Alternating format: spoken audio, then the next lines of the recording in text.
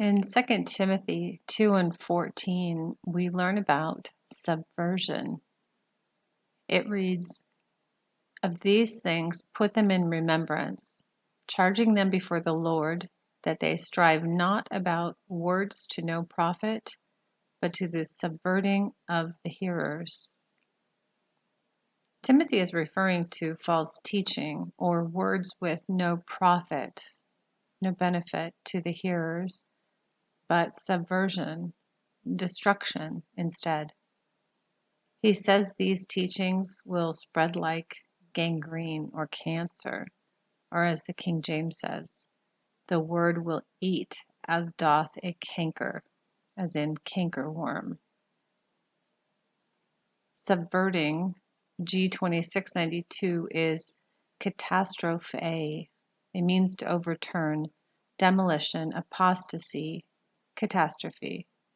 It's from G2690, or catastropho, which means turn upside down or overthrow.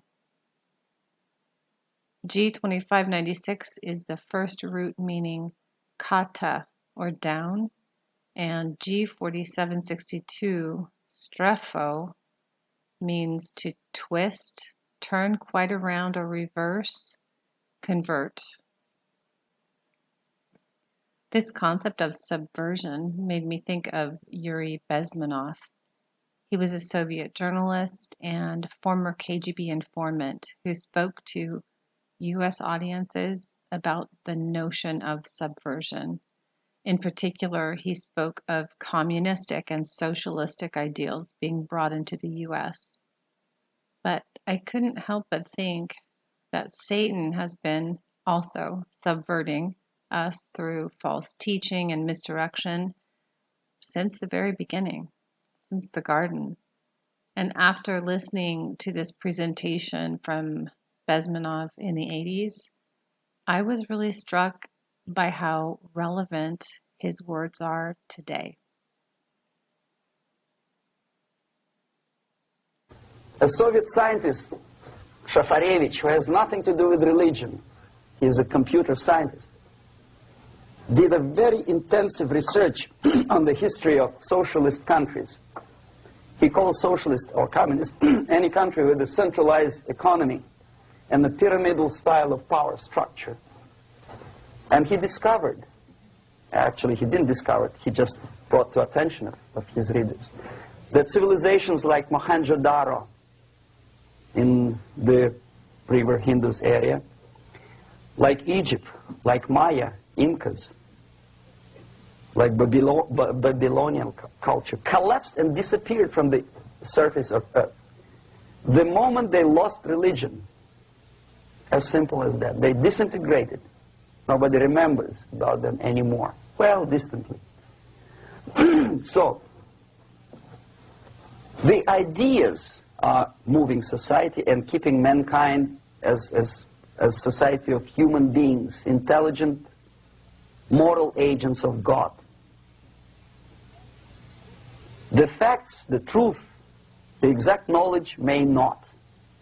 All the sophisticated technology and computers will not prevent society from disintegrating and eventually dying out. Have you ever met a person who would sacrifice his life, freedom, for the truth like that? This is truth. I never met a person who said, "This is truth and I'm ready to shoot me." To defend the truth. Right? But millions sacrifice their life, freedom, comfort, everything for things like God, like Jesus Christ. It's an honor. Some martyrs in the Soviet concentration camp died. And they died in peace, unlike those who shouted, "Long live Stalin," knowing perfectly well that he may not live long. Something which is not material moves society and helps it to survive. And the other way around. The moment we turn into 2 by 2 is 4, and make it a guiding principle of our life, our existence, we die. Even though this is true, and this we cannot prove. We only can feel and have faith in it. So the answer to ideological subversion, strangely enough, is very simple.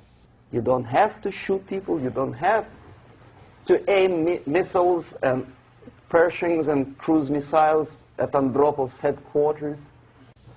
You simply have to have faith and prevent subversion. In other words, not to be a victim of subversion. Don't try to be a person who in judo is trying to smash your enemy and being caught by your hand. Don't strike like that. Strike with the power of your spirit and moral superiority. If you don't have that power, it's high time to develop it. And that's the only answer.